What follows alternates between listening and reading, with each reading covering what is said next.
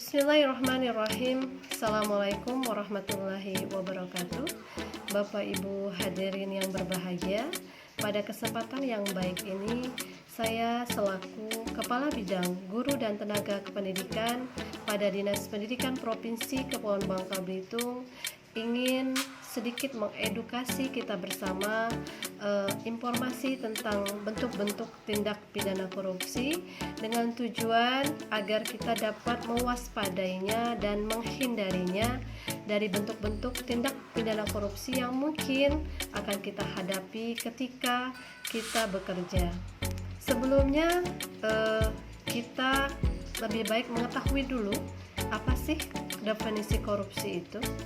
Korupsi adalah tindakan yang dilakukan oleh pejabat publik di mana mereka menyalahgunakan kepercayaan publik yang dikuasakan kepadanya untuk mendapatkan keuntungan sepihak.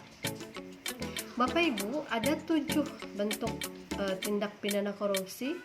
Yang pertama yaitu merugikan keuangan negara, di mana seorang pejabat negara menyalahgunakan wewenang sehingga merugikan keuangan negara.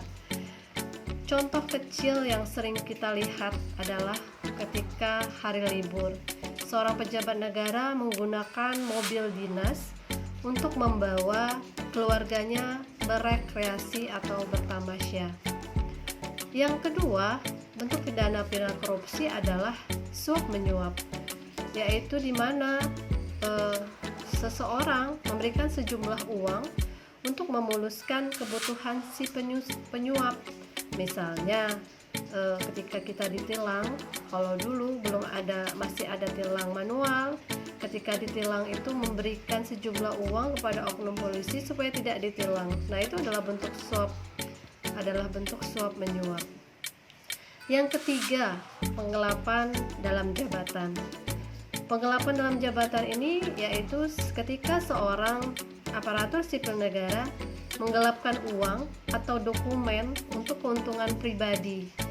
Misalnya saja ketika kita melakukan pengadaan barang jasa, pembelian ATK, kita datang ke toko, kita berikan kwitansi kosong untuk distempel oleh toko.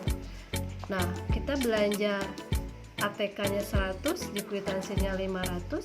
Nah, itu adalah salah satu bentuk dari penggelapan Bapak Ibu, penggelapan dalam jabatan. Bentuk tindak pidana korupsi yang keempat adalah pemerasan, di mana seorang pejabat negara memaksa orang lain melakukan sesuatu untuk keuntungan pribadi atau sebaliknya. Misalnya ketika seseorang berhubungan dengan masalah hukum, nah supaya tidak dituntut atau dihentikan kasusnya, dia memberikan sejumlah uang, si oknum polisi tadi yang meminta karena bentuknya pemerasan, supaya kasusnya ditutup. Nah, jadi itu adalah satu bentuk pemerasan. Dan yang kelima, bentuk tindak pidana korupsi adalah perbuatan curang. Segala bentuk kecurangan sama dengan korupsi Bapak Ibu. Misalnya dalam pengadaan barang jasa, pembangunan sarana prasarana sekolah. Jadi pengawas sekolah, misalnya pengawas kegiatan itu bekerja sama dengan kontraktor, mengurangi volume atau mengurangi takaran bahan pembangunan. Nah, itu adalah salah satu bentuk kecurangan yang mungkin terjadi. Selanjutnya yang keenam adalah benturan kepentingan dalam pengadaan, conflict of interest, di mana seorang pejabat yang dihadapkan pada peluang untuk menguntungkan dirinya sendiri, keluarga ataupun kroni-kroninya. Misalnya si pejabat ini, istrinya atau adiknya, keluarganya memiliki perusahaan. Ketika ada pengadaan, perusahaan keluarganya ini yang dimasukkan untuk dimenangkan. Nah, seperti itu. Nah, selanjutnya yang ketujuh, bentuk tindak pidana korupsi yang ketujuh adalah gratifikasi, yaitu berupa pemberian hadiah dalam bentuk apapun dengan maksud tertentu Bapak Ibu. Misalnya tiket perjalanan, paket liburan, parcel hari raya. Nah, itu adalah bentuk-bentuk pemberian gratifikasi yang diberikan dengan maksud tertentu. Nah, Bapak Ibu, mungkin kita dapat mencari contoh-contoh lain ya dari tindak pidana korupsi agar kita dapat lebih waspada akan tindak pidana korupsi yang mungkin terjadi di sekitar kita. Nah, Bapak Ibu, sebagai Kepala Bidang Guru dan Tenaga Kependidikan, saya mengajak kita semua untuk bekerja secara disiplin, jujur, dan bertanggung jawab dalam melakukan apapun untuk menghindari tindak pidana korupsi. Karena korupsi itu efeknya sangat luas, Bapak Ibu. Korupsi dapat memperlemah investasi dan juga pertumbuhan ekonomi.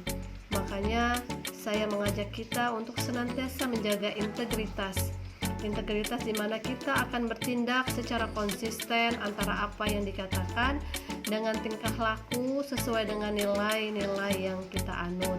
Kalau kita di ASN itu ada kode etiknya, berakhlak.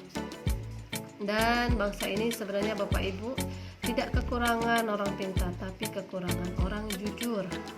Makanya supaya kita terhindar dari tindak pidana korupsi, mari kita terapkan hidup sederhana, tidak berlebih-lebihan. Kita menyesuaikan dengan kebutuhan, mengatur gaya hidup sesuai kebutuhan. Mungkin itu Bapak Ibu pada kesempatan yang baik ini untuk menjadi pembelajaran bagi kita semua. Terima kasih atas perhatian, mohon maaf atas kekurangan. Wassalamualaikum warahmatullahi wabarakatuh.